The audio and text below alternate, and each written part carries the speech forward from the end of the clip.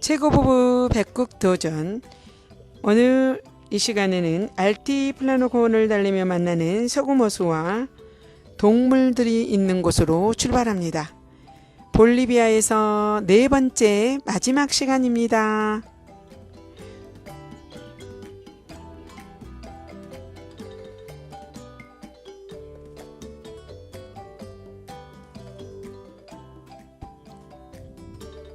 우유니 소금 사막을 마치고 지금 가는 곳은 새벽 이른 아침에 알티플라노 고원을 가기 위해서 주변 숙소에서 출발합니다. 보여지는 영상은 우유니 소금 사막에서 두 번째 날, 자, 보여지는 라마의 모습들이 보여지는데요. 숙소 옆 근처에서 개인 소유주가 라마 농장을 하는 곳에 잠시 들러봅니다.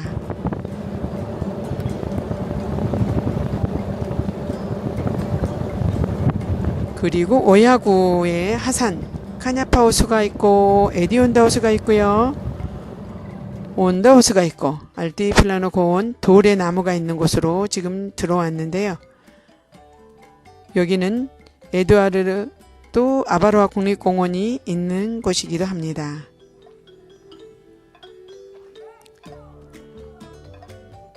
그리고 잠시 가는 길에 화장실과 더불어서 마켓에 들려서 물과 간식을 준비해서 다시 출발합니다.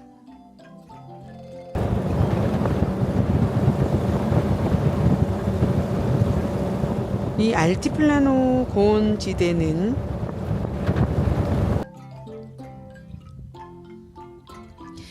볼리비아 남부 여행에서 빠질 수 없는 핵심 배경이기도 합니다.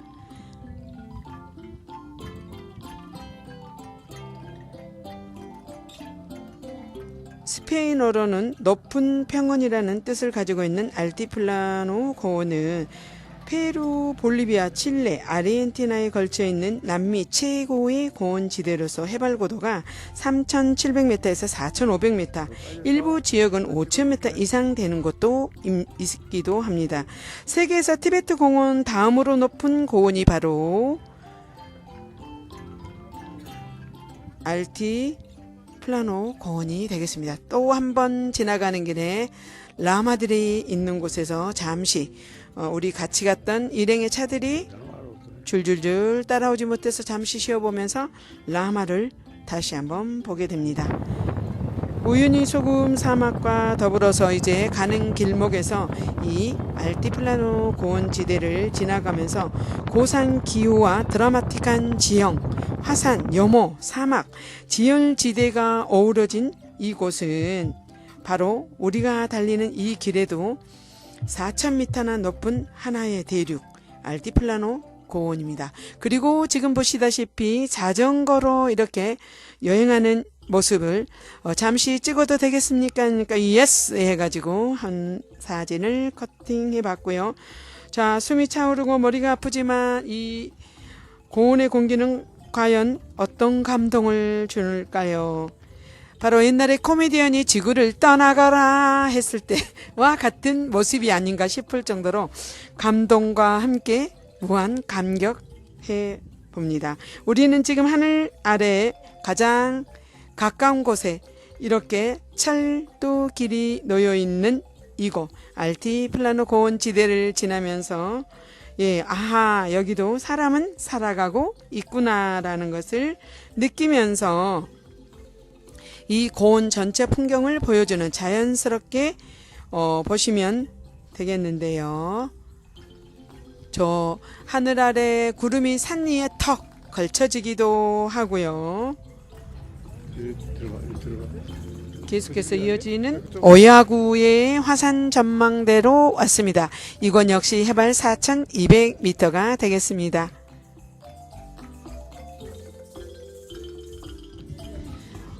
오야구의 화산 전망대는 볼리비아에서 칠레 국경에 위치한 화산 전망대로 해발 5,865m 활화산이 있는 것을 멀리서 조망할 수 있으면서 이 황량한 고온지대와 어우러진 독특한 경관을 감상하는 데 최고입니다.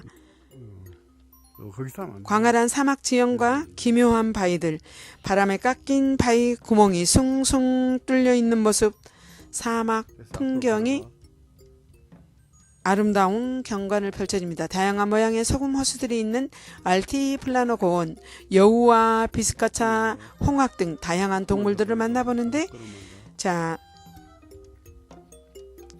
지금 이 최고의 멋진 풍경을 우리 같이 만끽해 보겠습니다. 다시 말해서 알티플라노 고원은 이 지구상에서 가장 거칠고 황량한 땅이라고 저는 개인적으로 생각해 보았습니다. 원래 이 알티플라노의 고원은 저도 그래서 이렇게 높은 바위에서 다리의 자세로 한번 사진도 찍어 보았고요. 바람이 몹시 많이 불기도 합니다.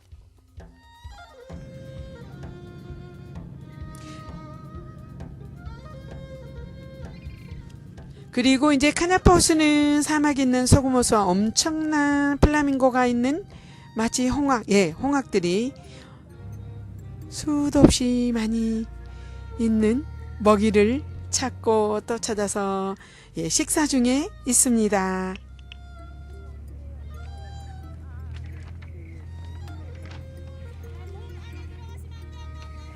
이 카냐파호수는 안데스고원 소금호수로서 볼리비아 남서부의 4,100m의 해발고도가 차지하고 있고, 물에 염분이 많아서 일반적인 생물보다 미생물이나 조류 중심 생태계, 멋진 플라밍고, 홍학의 서식지이기도 합니다.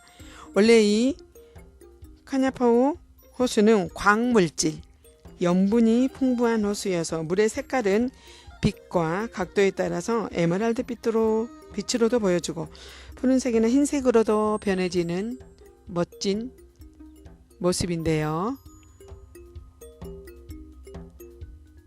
이렇게 호수나 화산, 사막 등 다채로운 풍경을 가지고 있기도 합니다.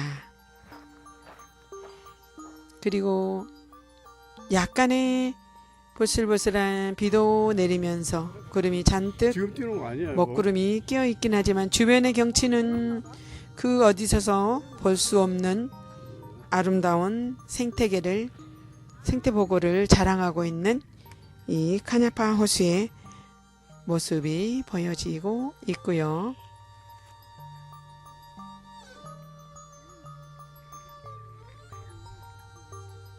그리고 사람이 가까이 가도 전혀 의식하지 않고 먹이에 열중하는 저 플라밍고의 아름다운 모습들. 시간이 바로 식사 시간이 아닌가 싶을 정도로 사람들의 시선은 전혀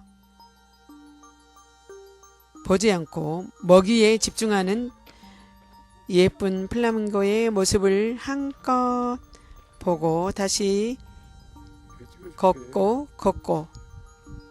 주변의 경관을 살피면서 지나갑니다.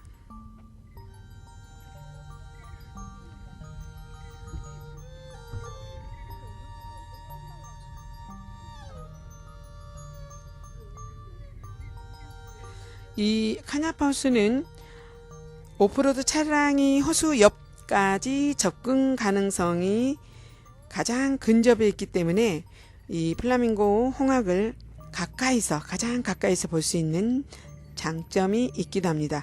고산지대이므로 고산병에 주의해서 충분한 수분과 섭취, 그 다음에 무리하지 않으면서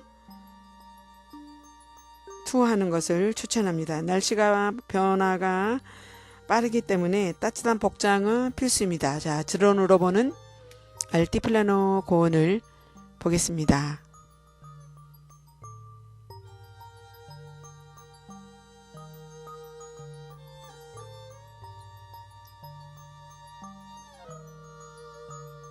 카냐버스는 우유니 소급 사막 투어의 숨은 보석 같은 곳으로 자연의 신비로움과 고요한 풍경을 즐기기에 정말 훌륭한 장소가 아닌가 싶습니다. 사진 작가들이 가장 많이 찾는 곳이기도 하고요. 호수의 색 변화가 특히 인상적이기도 해서 정말 전 세계적인 사진 작가들은 거의 이곳에서 작품을 만들기도 한다라는 사실입니다. 그리고 이제 점심 식사 시간이 다 되어가기 때문에 다리도 아프고 배도 고프고요. 점심은 드라이버와 우리가 같이 갔던 직원들의 훌륭한 솜씨로 준비해둔 점심 식사가 되겠습니다. 천천히 여유 있게 걸어서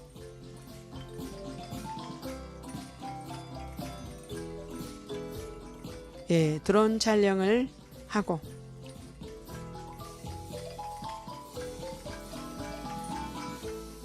이렇게 점심을 밥과라 이렇게 과일과 함께 충분히 돈가스를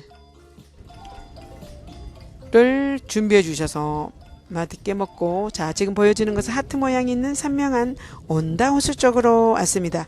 점심 식사 후에 이제 가는 길목에서 잠시 내려서 찰칵 사진을 찍고 오면서 다시 고고싱입니다.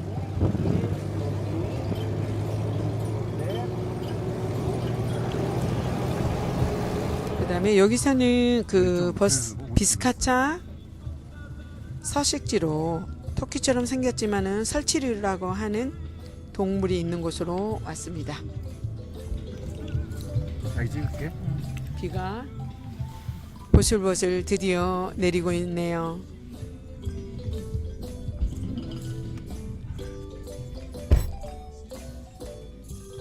비가 오니까 더 기온은 내려갑니다. 드디어 레인코트를 입었습니다. 비스카사 서식지로 토끼처럼 생긴 설치류를 여기서도 나올까? 뒤쪽에서 나올까? 풀 한 폭이 없고 바위산에 관목을 먹고 사는 이 설치류. 비스카차가 어디서 나오지? 서로 찾아봅니다.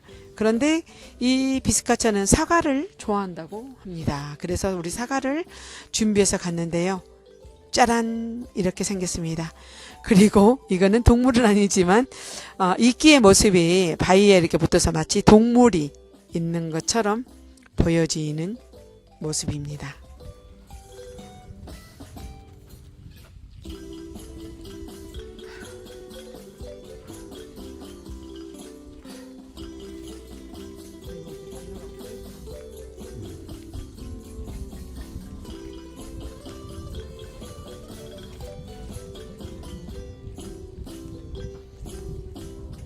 됐어? 자, 지금 또 버스 우리가 타는 로드 차를 타고 이 황량한 사막을 달려서 수만 년의 바람이 깎아 만들어낸 국립공원의 상징 돌나무로 있는 곳으로 왔습니다. 이 돌나무는 바위나무인데요. 나무처럼 생긴 바위. 한번 같이 볼게요.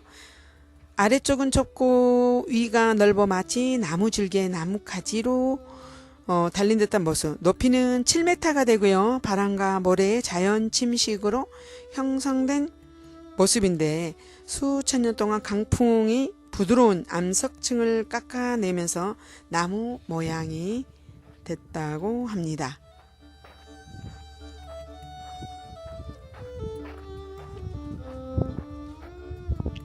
이 돌나무는 우유니 투어 중에서 오히려 강한 인상을 주는 것은 전체가 이렇게 황량한 사막 가운데서 어떻게 저렇게 나무를 빚어서 만든 것처럼 보여지기 때문에 가장 강인한 인상을 주지 않았나 싶은데요. 볼리비아 남서부 에드와르도 아보라와 국립자연보호구역 내에 있는 이 돌나무는 바람과 모래에 깎여서 나무 모양처럼 된 바위. 바람은 시간을 조각합니다. 수천 년 동안 깎이고 또 깎여 사막 가운데 나무 모양의 돌이 탄생했습니다. 그리고 이제 국립공원 쪽으로 와서 티켓팅을 합니다.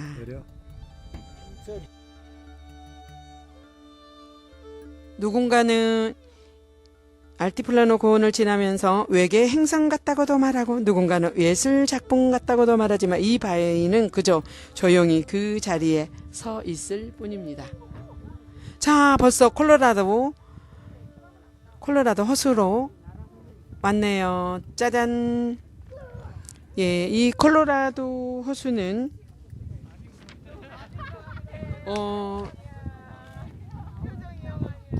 당근 색깔처럼 보여지는 붉은 호수인데 오늘은 비가 오고 회색 구름, 먹구름이 끼어서 저 멀리 약간 당근색으로 약간 붉은색이 흐르기는 하지만 보여지긴 하지만 전체는 붉게 보여지지는 않았습니다. 새벽 아침 해가 뜨기 전에 이제 가늘천 솔데 마냐냐로 출발합니다. 너무너무 추웠어요. 여기는 정말 손이 꽁꽁 발이 꽁꽁꽁 시려워. 네, 다음날 아침에 이렇게 새벽 아침 해를 뜨기 전에 이렇게 가늘천 솔데 마냐냐로 출발하는데요. 와웅, 정말 추웠습니다. 여기는. 그리고 지금 보여지는 수증기가 팡팡 쏟아져 나오는 곳. 와, 대단합니다. 이 모습은.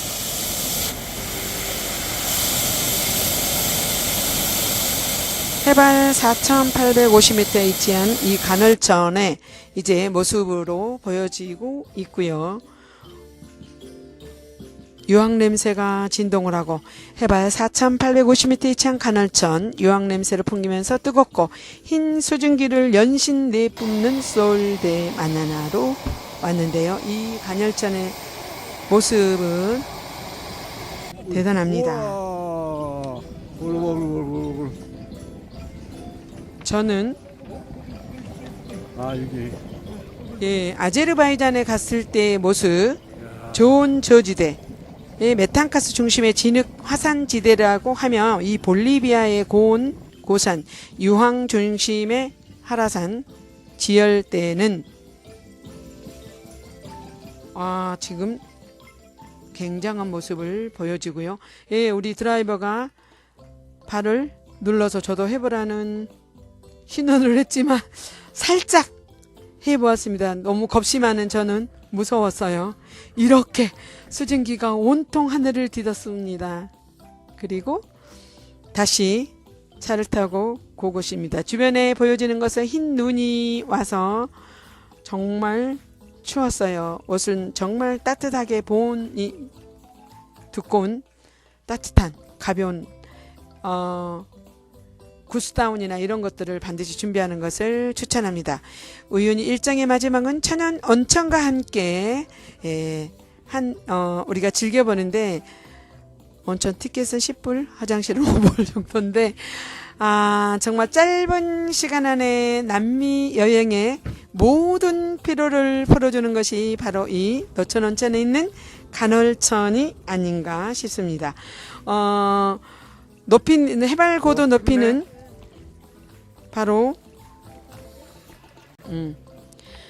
볼리비아 우유니 투어 중에서 마지막 하이라이트 중 하나라고 할 수 있는 것은 지금 바로 보여지는 지친 몸을 풀면서 고요한 자연을 만끽할 수 있는 특별한 순간이 선물하는 것처럼 이렇게 우리 체온만큼 따뜻하면서 짧은 시간 안에 거의 20분 소요의 온몸을 물에 담그면서 피로를 회복시켜주는 선물과 같은 곳이 아니었나 싶을 정도로 솔데 마니라에서의 이 노천온천은 정말 큰 선물을 하나를 받은 듯한 기분이었습니다. 얼어붙을 듯한 새벽 공기 속에서 우리의 몸을 담그는 특별한 경험이 되겠고요. 지금 보여지는 것은 베르데 호수와 저 리칸 카브로 하산이 보여주는 해발 5,920m가 보여지는 저 산을 지금 전망하고 있습니다. 하늘과 맞닿은 알티플라노 고원에서 지구가 마련해준 따뜻한 쉼표를 찍는 것처럼 이 순간은 너무너무 아름답습니다. 우리나라 대한민국 태극기를 앞에 두고 우리 같이 갔던 사람들과 함께 너무 즐거웠고 너무 감사해 노라고 얘기하는 것처럼 이렇게 오늘 볼리비아 이제 국경을 넘어서 칠레 산페드로 네, 아타카마로 입구가는 국경지대까지 왔습니다. 이쪽은 볼리비아, 저쪽은 칠레로 국경에서 지나가면서 와웅 이제 볼리비아에서의 네 번째 시간을 마치겠습니다. 여러분 지금까지 보아주시고 들어주셔서 감사합니다.